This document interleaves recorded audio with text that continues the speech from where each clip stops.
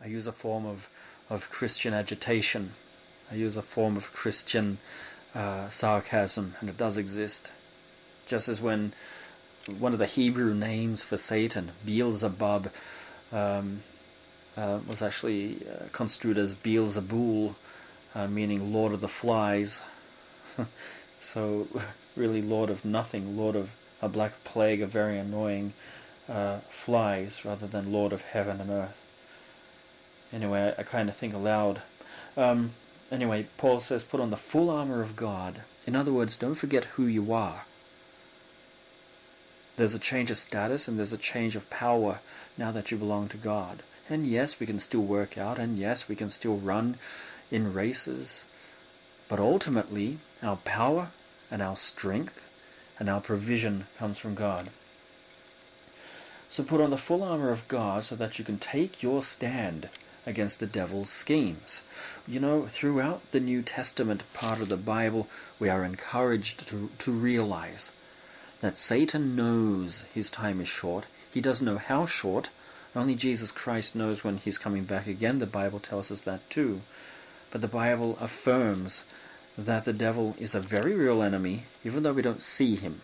We sense him by the sort of rubbish that goes on around us, by the sort of things that go wrong, by the sort of privileges and blessings are bestowed upon the death cult of this age, and by how Christian brothers and sisters are persecuted and no one seems to notice. These are all works of Satan. Put on the full armor of God so that you can take your stand against the devil's schemes. We need as Christians to become wise and intuitive, because we do have an enemy, and sometimes he affects the minds and the hearts of the people around us, so they will say the most horrible things, so that they might say the most dangerous of things, or the most humiliating of things, or the most goading of things, G-O-A-D, which means they're spurring us. Come on, I dare you to lose who you are in Christ. I dare you to give that up and use foul words, use filthy words, but we don't have to. In other words, other people provide a source of temptation to try and drag us away from who we really are in God. Why should we ever give up that for anyone? Better to remain silent than to be found a fool and open your mouth. Especially when it's foolish words don't come from God or God's governance. Okay, so there's a way of being with God that is like wearing armor. And there's a way of merely talking about God and not being really connected with Him and therefore having no armor. We want to avoid that second position. We want to feel the armor of God upon us. And we can. It's a bright feeling. It's a warm feeling. It's a strong feeling. It comes with wisdom. It comes with tranquility, not just peace, but tranquility that goes deep down through every atom of who you are. Why is it so important? Why all this provision for us? Why all this armor? Why to give us so much strength? Because the forces of evil are unleashed right here on earth. As Paul goes on to say in verse 12, for our struggle is not against flesh and blood, but against the rulers, against the authorities, against the powers of this dark world, and against the spiritual forces of evil who are where? Who are alive and present in the heavenly realms, but they're not just stuck in the heavenly realms. They do affect people who are vulnerable here on earth. Faith, we would not be anything if faith was just wishing and make-believe and fantasy. Those are the charges laid against us by those who are hopelessly and pathetically irreligious and atheistic. Because fantasy and fairy tales and make-believe do not have the power to keep us safe. They don't have the power to feed us when we're hungry. Such things don't have the power to liberate us from living in very horrible circumstances. Such things don't keep us safe, don't keep our relationships safe when they're under attack by those who are motivated by Satan to attack them. Fairy tales cannot do as God has done in my life and in the lives of true believers. So we're truly under attack, and there's a real living God, and He gives to us the power and the tools, the weapons and the armor necessary to keep us safe, so we can keep going to the end, and then when we get there, we can say, yes, God, I found your weapons, I found your armor, I found the shield of faith, and I was able to stand. Okay, notice that as well.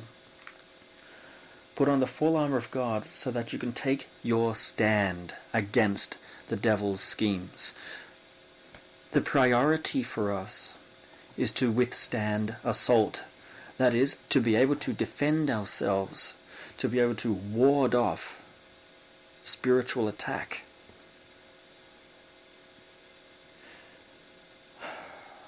There are some very weird people in the fake churches who say, oh, we have to invade the domain of evil. Okay, go on, be first.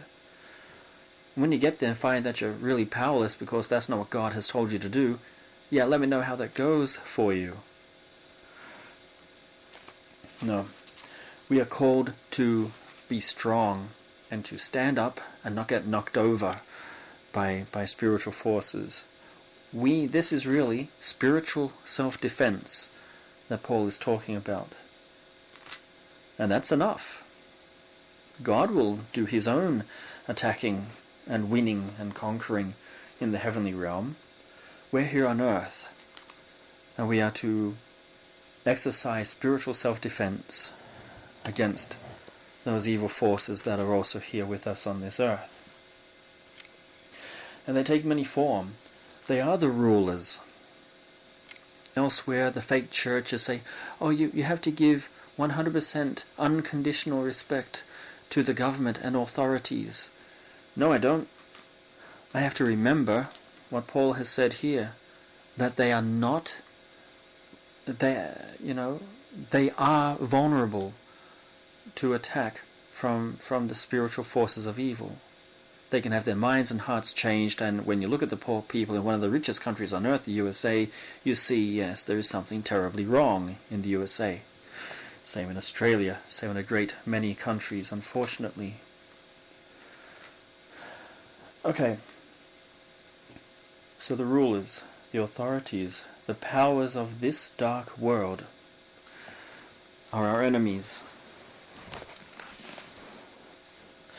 These are humans who have been influenced and who are under the direction of evil spiritual forces in this dark world. Now, Paul isn't saying that the waterfalls aren't beautiful and that rainbows aren't lovely and that the flowers aren't absolutely divine.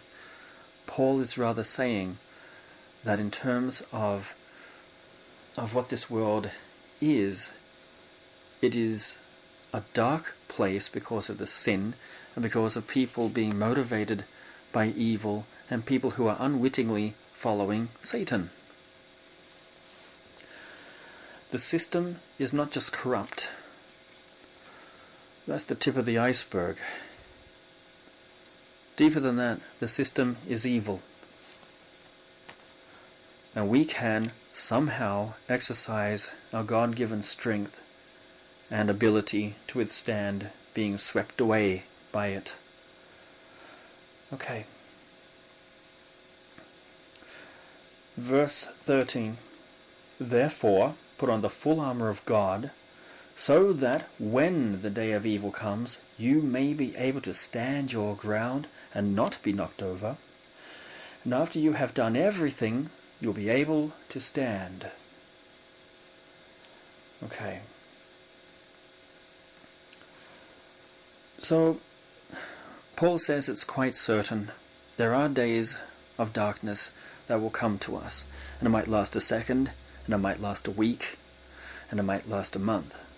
And no matter what we face, we are able to stay strong and not lose our salvation and not be inspired to do evil things. We are able to stay true to who we are in God, and that is Christians who were as good as dead, and now we are alive forever. And that life is made manifest in us, that life is made visible when we resist sin, temptation, and when we are able to repel even the vast genius of the dark spiritual forces who hate us. Okay, notice also verse 12. Our real struggle is not against flesh and blood. Right here Paul is saying to us, look, if all you do is get angry at people, you're kind of missing the point, because it's what they are motivated by that is the real problem. And when people say ugly things to us, when people just have their minds on the wrong things, on pornography and on stealing and on hurting children and trying to increase the numbers in their fake death cult and things like this, these things are motivated by something deeper and much more evil than meets the eye. So Paul is warning us, it's not people that are our real enemy. It is what they are motivated by. The evil forces motivating evil people. Okay. So they're not the real enemy. And when Paul says to us, of course, be strong in the Lord, he's saying that our own human strength, without God helping us, our own human strength is not enough to withstand evil. And that's why people who aren't saved have no power, no resistance in them, not even awareness to know how to push away evil influence when it comes calling for them. However, we do. We Christians can and do. Sometimes on a daily basis we reject sin and evil.